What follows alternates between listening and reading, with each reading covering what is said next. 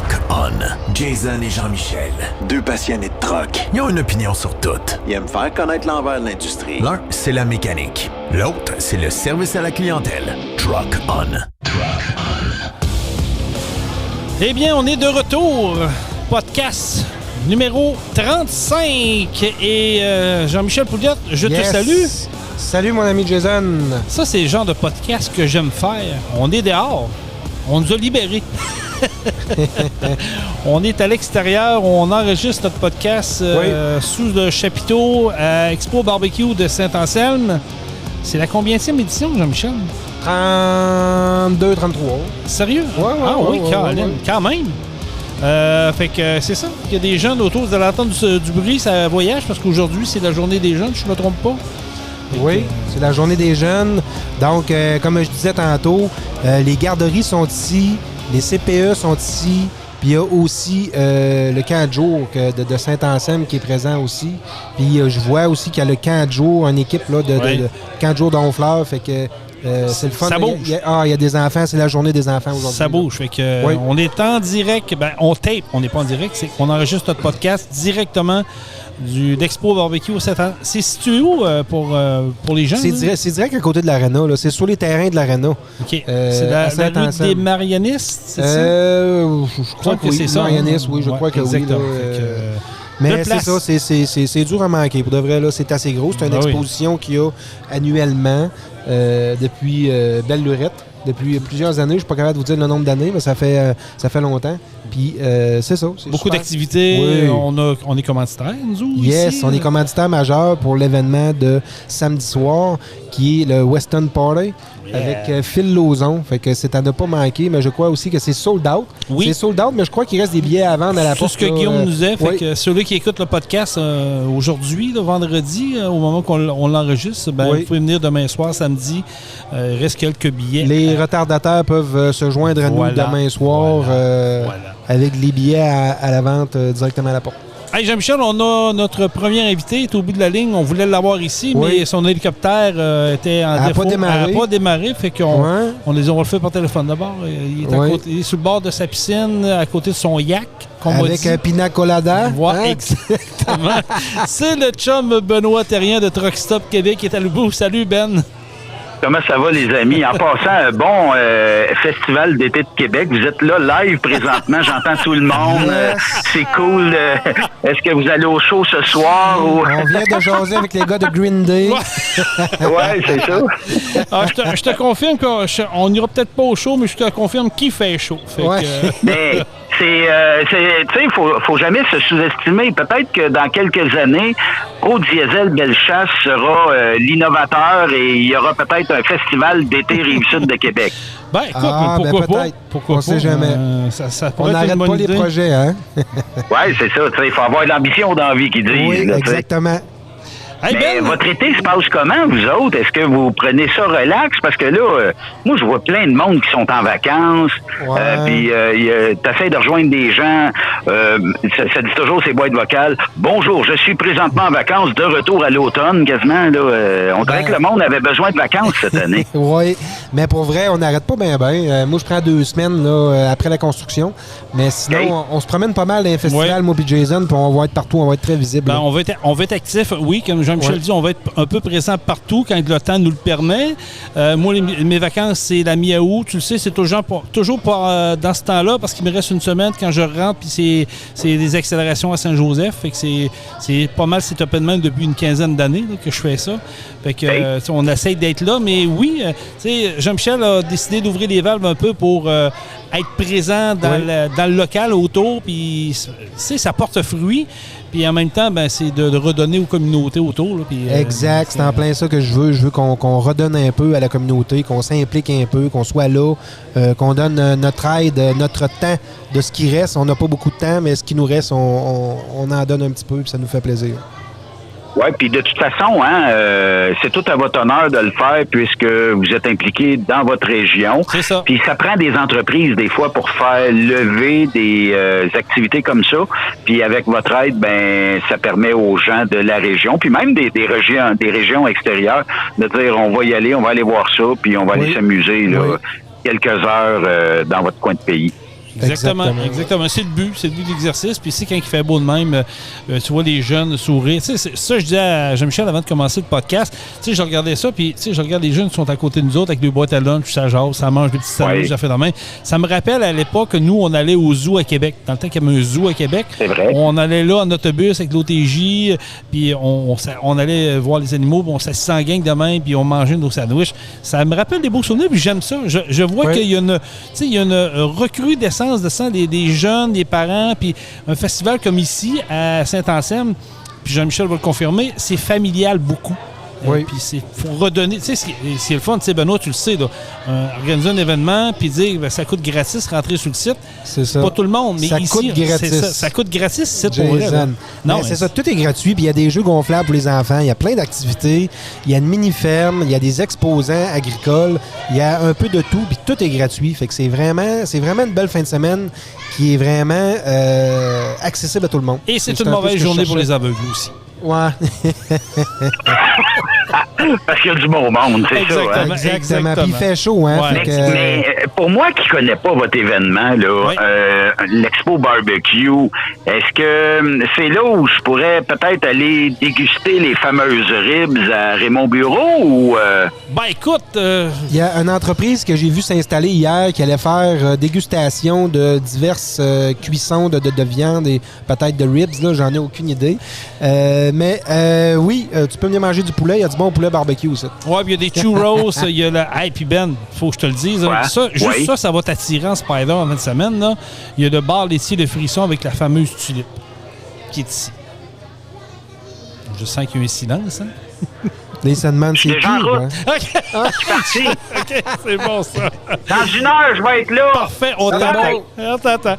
Hey, Ben, écoute, je voulais qu'on se parle dans le podcast d'aujourd'hui parce que, écoute, même si c'est la période estivale qui est commencée depuis un certain temps, j'ai comme l'impression que même au niveau de l'industrie du camionnage, on va parler au niveau des accidents, j'ai comme l'impression qu'il y a un laisser-aller du côté des conducteurs. Tu sais, je vais parler pan-canadien, là, puis je n'en parle beaucoup avec Jean-Michel depuis un temps. Il dit, mais il me semble qu'on entend 1 à 2 accidents de camion par jour. Est-ce que je rêve ou c'est une réalité? En tout cas, on a notre part du blâme à récolter parce qu'effectivement, on est impliqué à mon goût, à moi, un peu trop souvent dans des accidents impliquant des décès, des victimes, des blessures, tout ça. Et cause numéro 1. Tu sais, on aurait pu croire il y a quelque temps que la cause numéro 1, c'était la fatigue, les heures.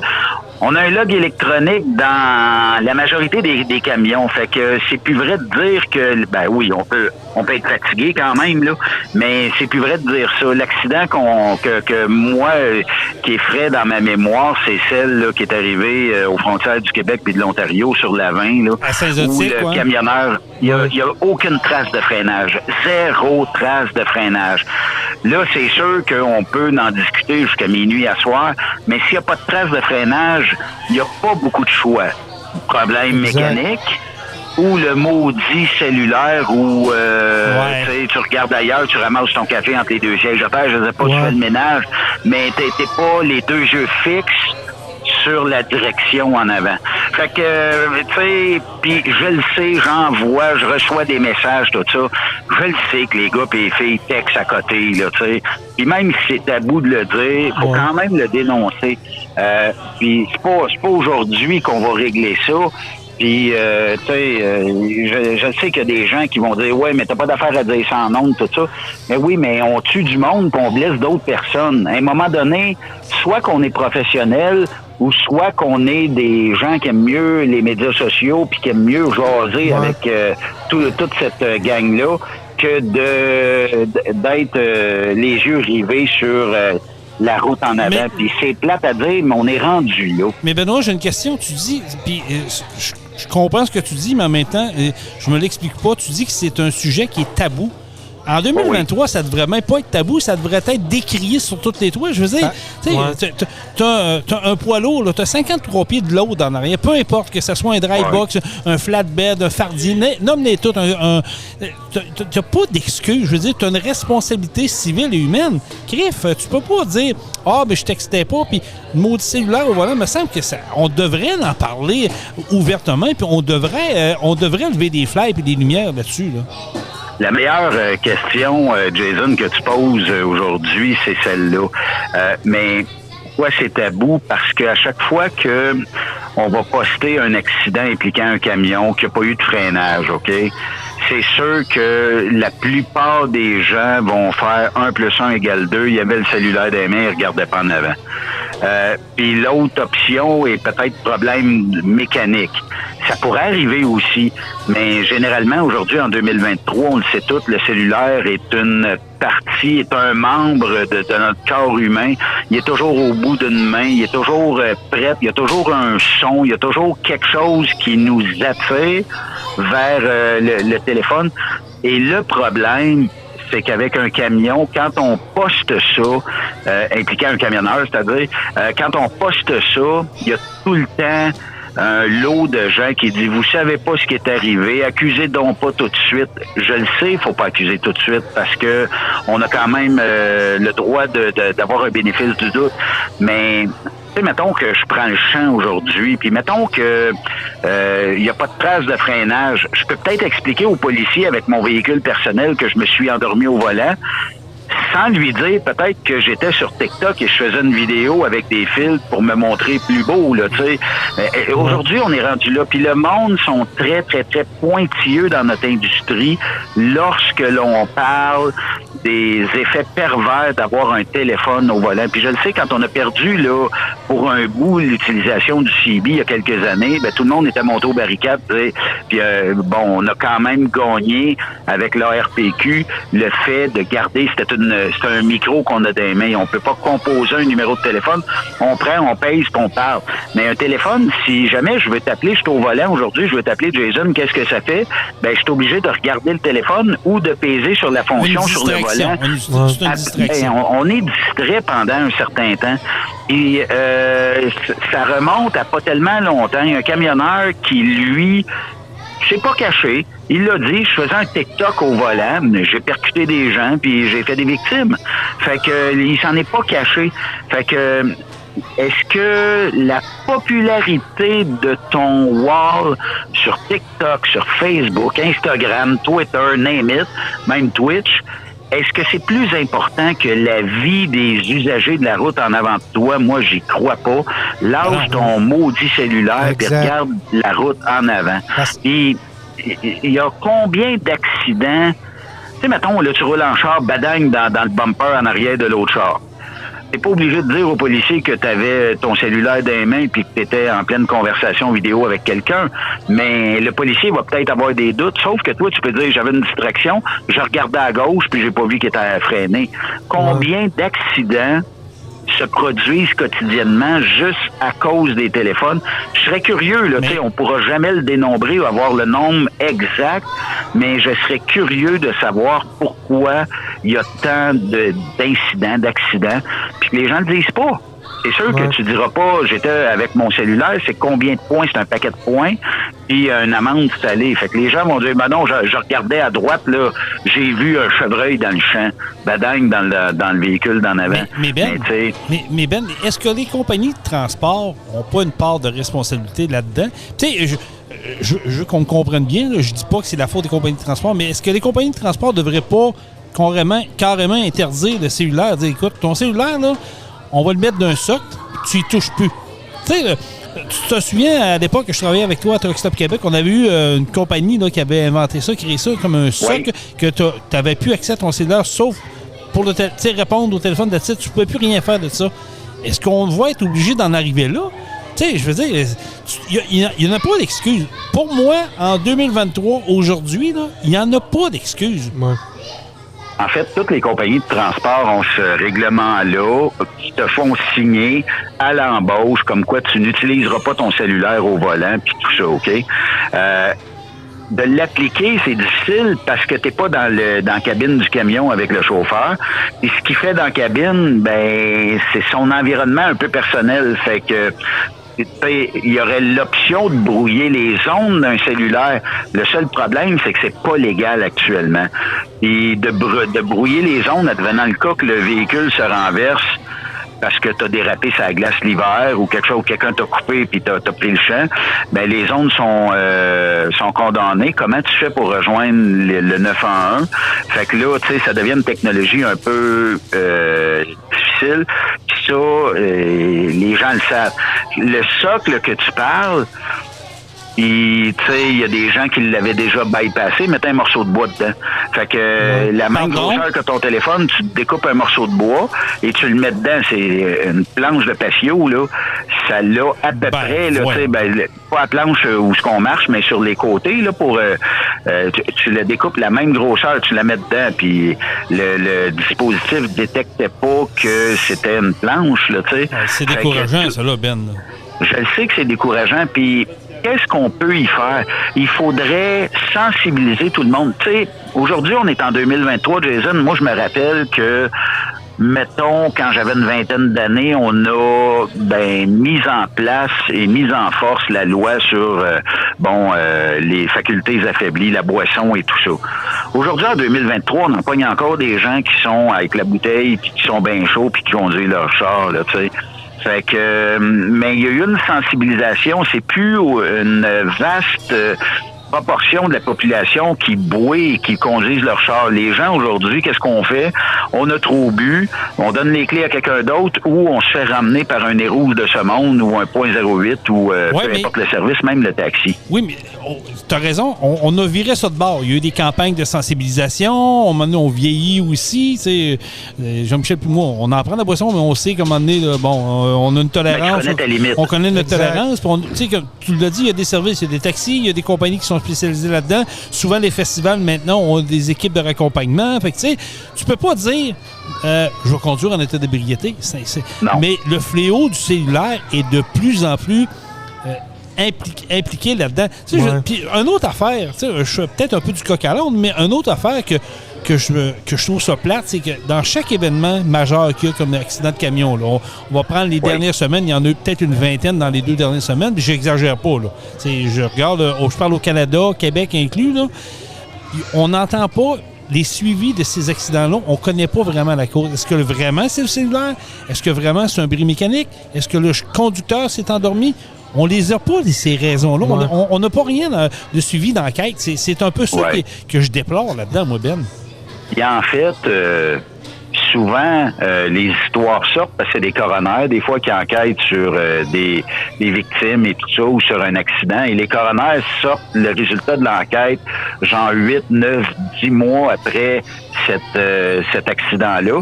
Puis souvent, on a une faculté qui oublie, nous autres, c'est la mémoire.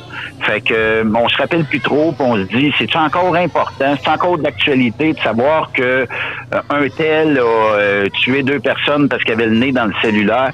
C'est plate à dire, là, mais quand on décide pour X raison d'utiliser un cellulaire au volant, on met la vie des autres en danger, puis on met sa propre vie en danger. Puis le problème, est-ce que éventuellement on pourrait pas mettre un dispositif dans un cellulaire qui fait en sorte que, tu sais, on a beaucoup de télémétrie aujourd'hui dans notre industrie, hein, que ce soit les Atrix de ce monde, que ce soit Géotab, la technologie Géotab, et que ce soit n'importe quel autre, là, tu sais, peu importe. Est-ce que ces technologies-là pourraient permettre à un moment donné soit que tu mettes ton téléphone en chargement ou avec un câble USB relié à ça, et ça va le dire si tu l'utilises avec une application X, mais là, encore là, on vient jouer dans la cour de est-ce que c'est correct ou pas? Attends, là, OK. Là, on se parle entre gars ici, on est 3 gars, là. Bon. Moi, là, j'ai beaucoup de misère à quelque... Tu sais, quand tu es réfractaire à quelque chose, ça veut dire que tu as des choses à cacher. Moi dans ma tête, je sais pas, Jean-Michel, c'est comme moi, là, mais j'ai l'impression que quand, mettons, tu dis, on va faire ça pour améliorer, c'est un concept d'équipe. Une entreprise, c'est un concept d'équipe. Tu as le logo de l'entreprise qui est sur ton camion, qui va voyager partout au Canada, aux États-Unis, au Québec, en Ontario, nomme-les toutes. Écoute, tu as une responsabilité civile. Moi, qu'on me dise, demain matin, dans ton truck, Jean-Michel, tu as un camion, n'importe quoi, puis on dit, on va te mettre une application dans ton cellulaire où on va relier ton cellulaire à la prise OBD2 qui va envoyer un signal que quand tu roules, tes applications vont être... Tu peux pas t'occuper de rien. Quand tu roules, ton cellulaire, il est en mode téléphone seulement. Tu peux répondre par Bluetooth. Oui, tu peux envoyer, pas écrire, même pas, juste parler, that's it. On est rendu là. On jase, Jason, là.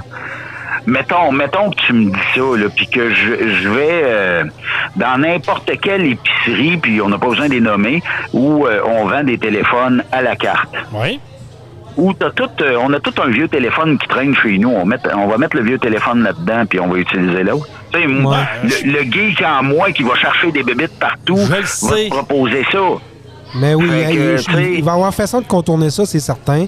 Mais comme tu disais, Benoît, il y a une part de responsabilité énorme que les conducteurs de camions doivent prendre puis doivent être sensibilisés encore plus parce que si on prend comme exemple l'accident qui est arrivé, qu'il n'y a pas de trace de frein, ça a l'air d'être un manque d'indentation.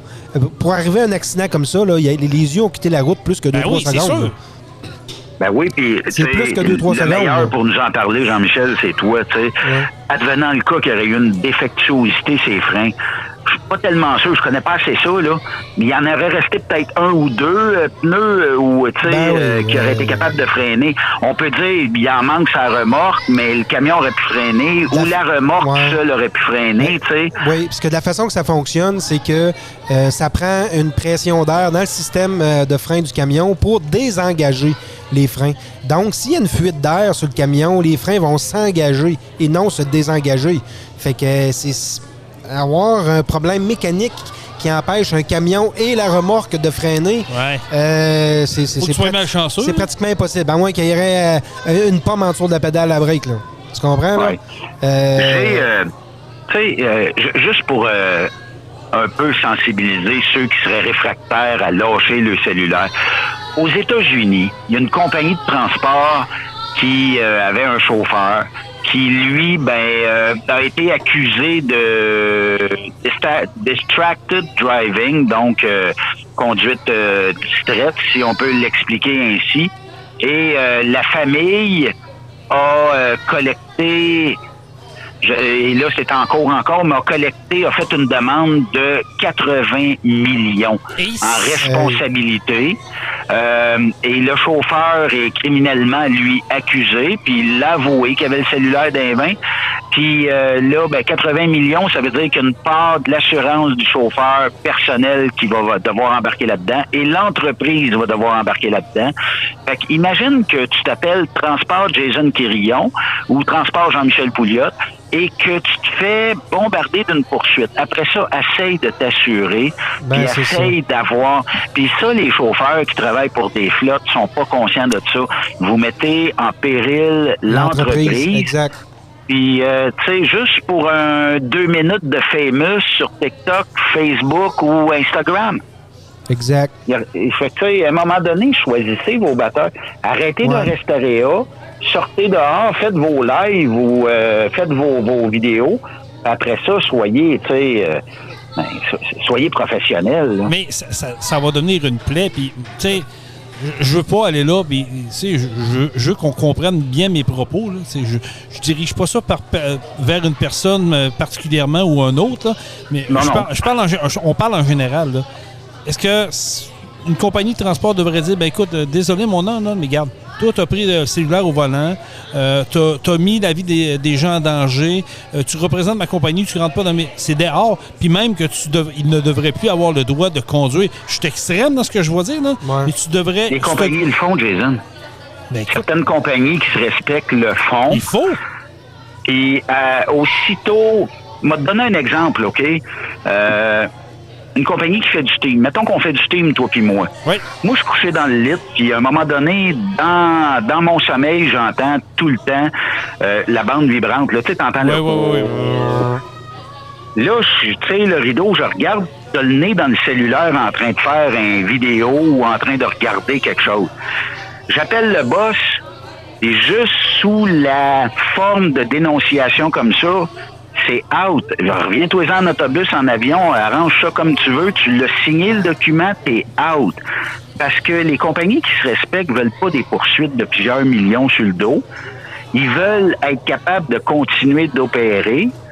Puis c'est comme ça, fait que, tu sais, puis ceux qui disent, c'est pas grave, mais aller travailler ailleurs, c'est correct, mais tu continues et tu perpétues ton problème d'être accro à ce maudit dispositif de téléphone-là, là.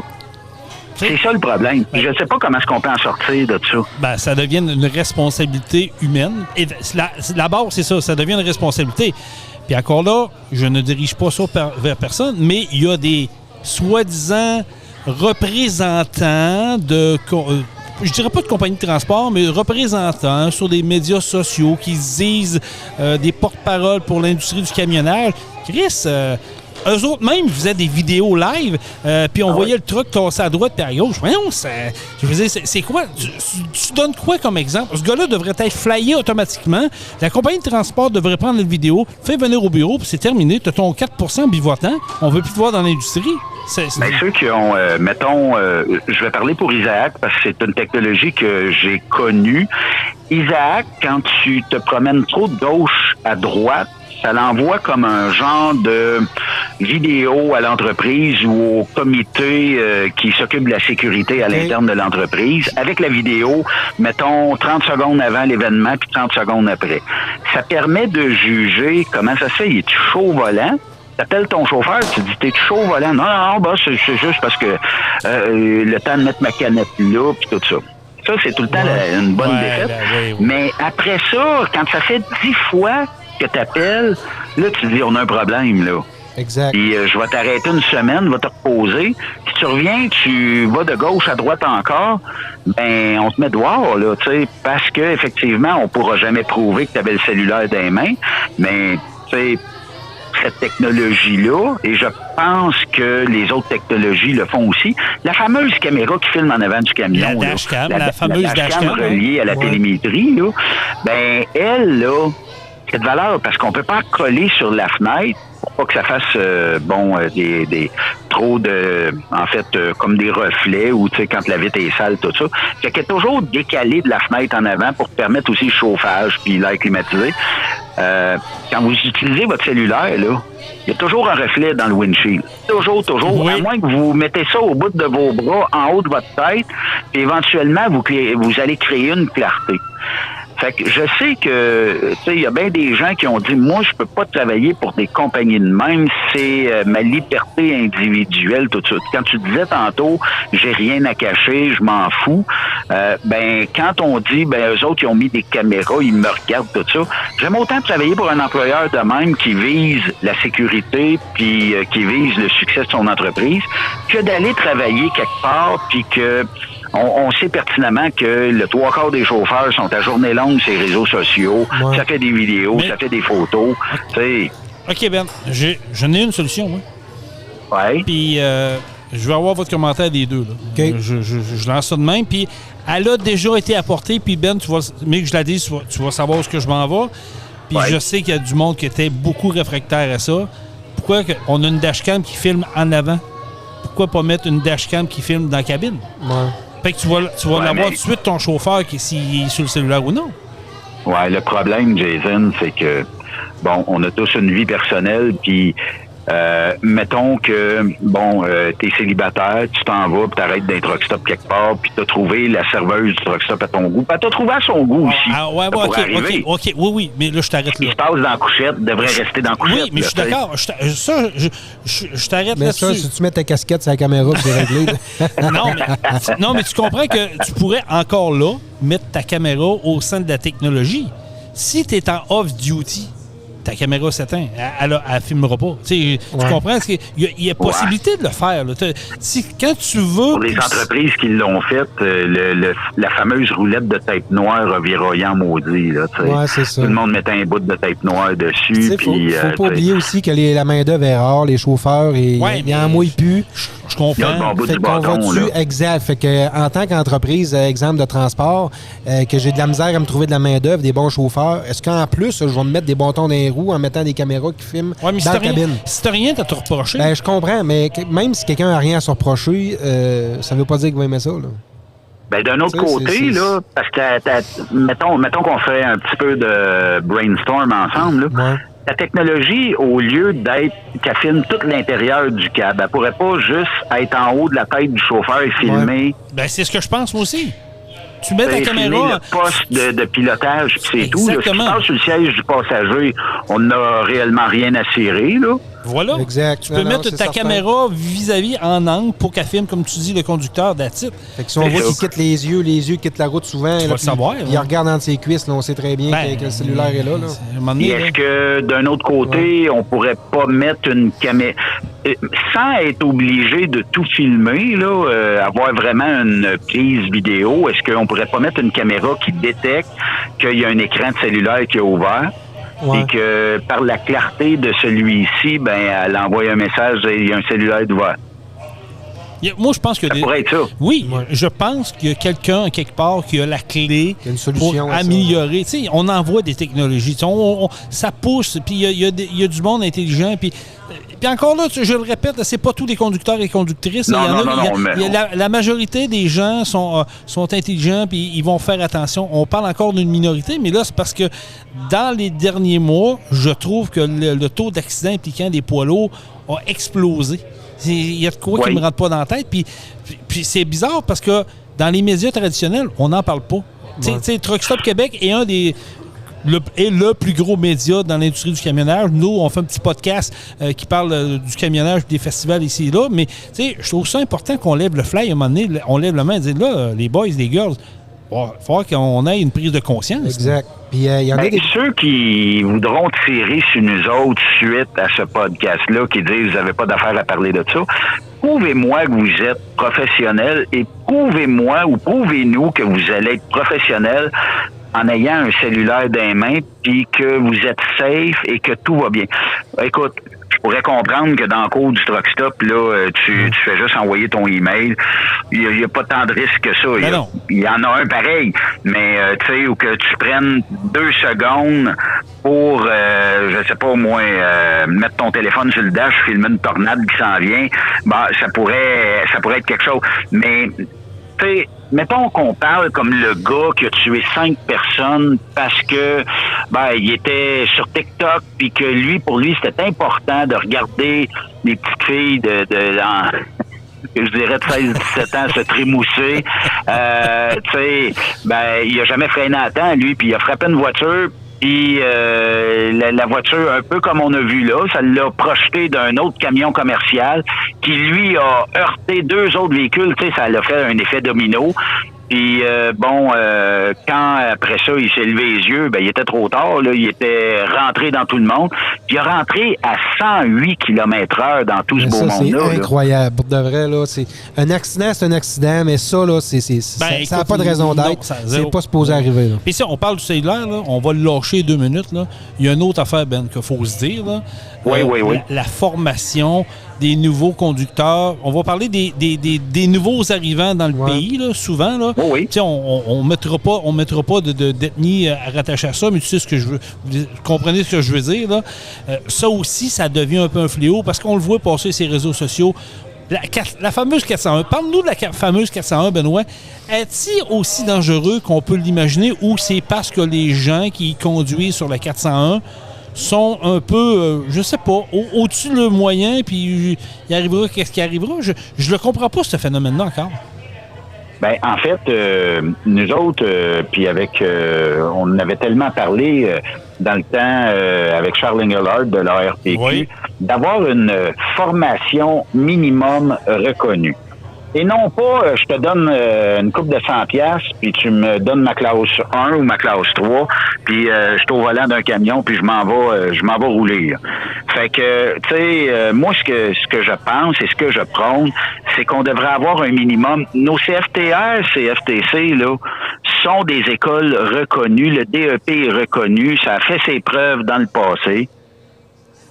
Oui. Allô? Oui, okay, oui, on t'écoute. Je pensais que ça avait coupé. Non. On s'est fait distraire, puis c'était pas par un cellulaire.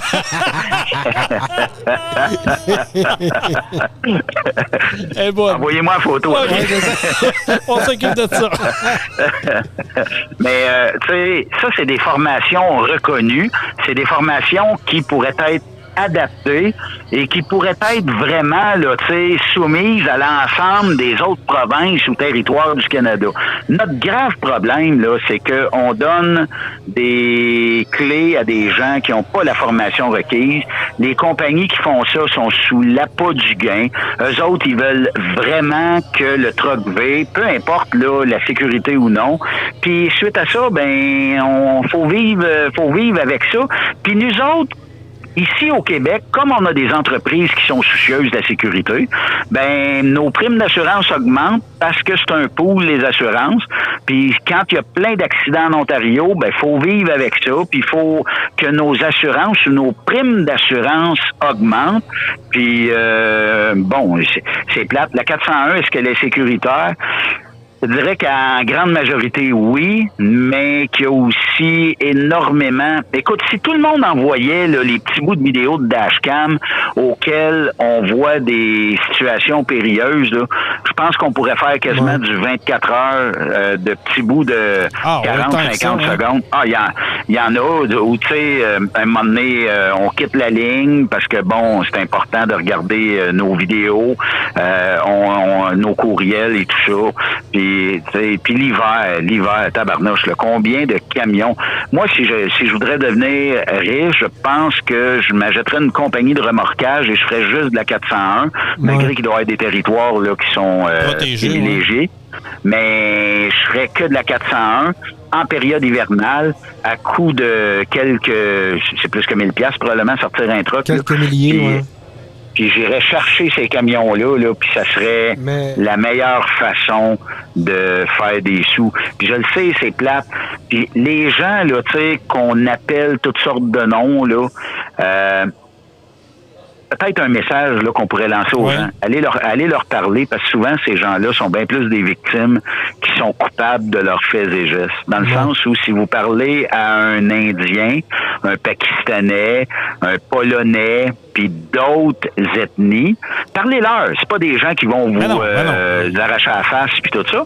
C'est des gens qui sont très parlables. Il va falloir que vous parliez en anglais, puis il y a peut-être des fois une culture linguistique où on va avoir de la misère peut-être à se comprendre.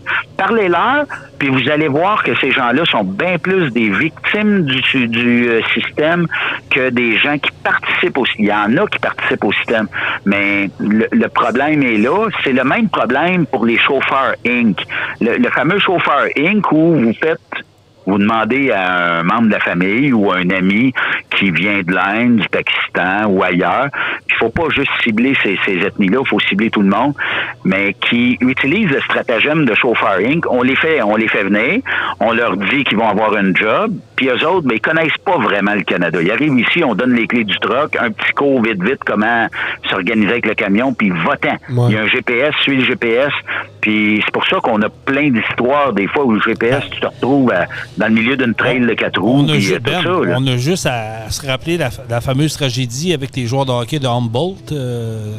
Écoute, c'est un exemple d'un conducteur inexpérimenté qu'on lui a donné des clés et dit, vas-y, mon homme. Puis dernièrement, avec des personnes âgées en Manitoba aussi, là, qu'il y a eu un accident avec un poids lourd impliqué qui a fait des victimes. Mais tu sais, moi, ce que je voulais dire, c'est qu'il y a beaucoup de distractions sur la 401 pour la raison que c'est une grande autoroute, c'est en ligne droite, fait que ça devient long, monotone, facilement conduire 2-3 heures là-dessus. Fait que c'est clair que le monde, ils se mettent à faire du téléphone puis ils changent les idées parce que c'est une belle autoroute, on se le cachera pas, là, c'est une belle route, là. Fait que puis c'est en ligne droite. Fait que, c'est droite. Exact. Fait que c'est pas trop long que les chauffeurs ils se trouvent une distraction pour passer le temps. Là. C'est sûr. C'est droite, c'est long, puis le problème, c'est que, comme tu dis, rajoute des gens qui sont pas tout à fait formés pour conduire un camion, rajoute un orage, une tempête de neige, des vents violents, puis on a un cocktail assez popé pour rendre ça moins sécuritaire. Puis si on était capable, puis on sera jamais capable, mais si on était capable d'interviewer l'OPP, là, la police de l'Ontario, et de savoir c'est quoi les causes les plus souvent prises qui sont dans les accidents. Ça veut dire que, bon, si j'ai 20 accidents, c'est quoi les causes les plus populaires ou les plus répertoriées du problème qui a causé l'accident? Mais d'après moi, on va avoir rapidement la distraction au volant, le manque de formation, et aussi conducteurs qui sont trop rapides, qui veulent trop arriver, se faire couper d'une sortie. C'est pas chose qui arrive à tous les 10 minutes, mais ça arrive plus souvent qu'on peut le penser. Un camion, c'est encombrant dans le chemin. On va toujours être en avant du camion. Moi, je pense que si j'avais quelque chose à proposer aux gens, aux automobilistes qui vous écoutent aujourd'hui, ça serait restez donc en arrière du camion. Vous avez bien moins de chances de vous faire rentrer dedans que d'être en avant du camion. Là, on est d'accord. Je vois le temps passer, Ben, mais j'avais une dernière question à te poser, mais avant d'aller vers cette question-là, je vais t'en poser une autre. Est-ce que tu penses qu'on a régressé dans les dernières années au niveau du transport, en frais de sécurité, tout ça, ou c'est de la normalité, puis il faut juste être plus conciliant avec qu'est-ce qui se passe présentement, qu'est-ce qui va se passer dans le futur? Moi, je dirais qu'au Québec, je pense qu'on a une bonne cote de sécurité. Okay. Les conducteurs au Québec, les flottes au Québec, les brokers au Québec, les gens qui travaillent avec un volant dans le transport au Québec sont pas mal popés quand ils lâchent le cellulaire. C'est le problème numéro 1. En Ontario, je dirais qu'on a un grave problème de pénurie de main-d'œuvre qualifiée, puis de formation minimale reconnue. Puis si on faisait le tour de toutes les classes 1 ou les CDL en Ontario, puis qu'on faisait le tour de tout ce beau monde-là, sans accuser aucune ethnie, race ou peu importe, puis qu'on dirait, c'est quoi que tu as comme expérience, puis comment tu as obtenu ton permis? Puis là, d'aller voir ces écoles-là, puis comment vous avez formé, on aurait sûrement beaucoup de surprises. Le fait que, tu sais, puis la compétition au Québec vient généralement de l'Ontario, vient généralement, tu sais, je parlais pas plus tard que ce matin avec un gestionnaire d'une entreprise, puis il dit, tu sais, Ben, il dit, moi, j'ai pas de problème à engager n'importe quelle ethnie parce qu'il dit, ils sont bons. Mais il dit, le 3/4 que je road test sont pas bons. Il dit, c'est là le problème. Parce qu'il dit, ça fait des travailleurs acharnés, ça fait des travailleurs qui sont généralement très bons. Il dit, eux autres, là, il dit, ils sont bien moins souvent le nez dans le cellulaire des fois qu'au Québec ici. Mais c'est peut-être juste un manque d'expérience aussi, là. Tu sais, s'il arrive manque ici, d'expérience, c'est ça sûr. fait 6 mois qu'il conduit, là. Il a beau avoir une formation, mais il n'y a pas d'expérience. Ça fait 6 mois qu'il commence. Fait qu'à un moment donné, mais il faut que tu commences à la base. Exact. Non, c'est ça. Mais tu sais, à un moment donné, il faut quand même leur donner leur chance. Il faut avoir d'expérience, là. Ah oui, mais ça ne s'achète pas, ça s'acquiert. Exact. On le sait, L'expérience, c'est sûr. Puis d'un autre côté, là, c'est un peu comme si je disais, Jean-Michel, j'ai quelqu'un à te proposer qui va aller travailler pour faire de la réparation d'équipement lourd chez vous, mais il y a zéro expérience. Tu vas lui donner un cours de 20 minutes, puis après ça, donne-lui un coffre d'outils, puis il commence. Écoute, ça se peut que tu aies des plaintes après, puis ça se peut que tu aies des jobs, que tu aies de la misère, là, tu sais. Tandis que, pourquoi qu'on les forme pas avec un minimum? 100 heures, 150 heures, on doit être capable de s'entendre sur un nombre d'heures. Mais mettons, après 150 heures, l'évaluateur peut dire oui, t'es bon, non, t'es pas bon, puis t'auras à te justifier si 2 semaines après, il y a eu un accident. Il embarque avec un chauffeur d'expérience pendant une couple de semaines. Oui, fait que, c'est vrai. Ça pourrait être bon aussi, non? C'est vrai. Puis, tu sais, on a ce qu'on appelle le PA-CVL au Québec. Là, c'est l'intégration des jeunes dans le niveau du camionnage. Un jeune de 18 ans, on ne lâche jamais louche dans une compagnie de transport avec 100 ou pas d'expérience. Ce qu'on fait, c'est qu'une fois qu'il a suivi la formation de 615 heures, on va y mettre quelqu'un qui va être avec lui. Il va aller livrer avec un autre camionneur qui va le suivre en avant ou en arrière. On l'abandonne pas à lui-même. Pourquoi qu'on fait pas ça? Mais je comprends que ça prend du staff, là. Ouais. Mais, tu sais, est-ce qu'on pourrait pas embarquer... Bon, si, mettons, on n'a pas de candidat pour aller former ces gens-là, est-ce qu'on peut dire dans l'entreprise, il y aura au moins 10% de notre staff qui va s'occuper des nouveaux et qui va les former pour pas que notre nom soit décapité au prochain accident, puis qu'il y aura des victimes là-dedans. Là, t'sais. L'accident qu'on a eu dernièrement est attribuable à la faute de l'autobus, d'après ce qu'on peut comprendre, et que le camion de l'entreprise DNROS n'était pas fautif là-dedans. Mais ça reste que, aussitôt que ça a sorti dans les médias, ça y est, c'est encore, puis là, tous les qualificatifs, c'était de la faute du camionneur, mais non, c'était en tout cas, c'est l'autobus qui a jamais cédé le passage.